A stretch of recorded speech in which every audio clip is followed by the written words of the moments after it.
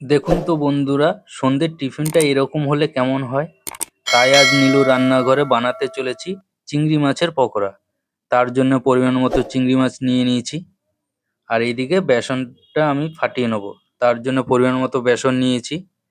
তার মধ্যে আমি লবণ মিক্সড করে নিচ্ছি, পেঁয়াজ বাটা, রসুন বাটা, পরিমাণ মতো জিরে ধনের গুঁড়ো আর গোলমরিচের গুঁড়ো দিয়ে ভালো করে মিক্সড করে নিচ্ছি।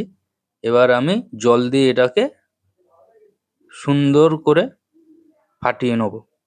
এরপরে আমি একে একে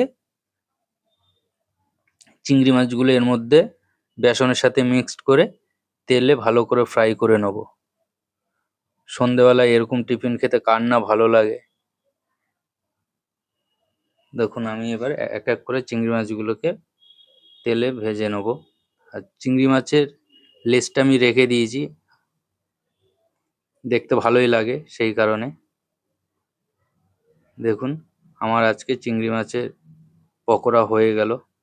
আপনারা চলো বাড়িতে একবার ট্রাই করবেন, খেতে খুবই ভালো লাগে। তাই আমিও আজ করে ফেললাম সন্ধেবেলা। ভিডিওটি যদি ভালো লাগে তোমাদের, অবশ্যই আমার চ্যানেলে একবার এসে ঘুরে যাবে। সবাইকে ধন্যবাদ।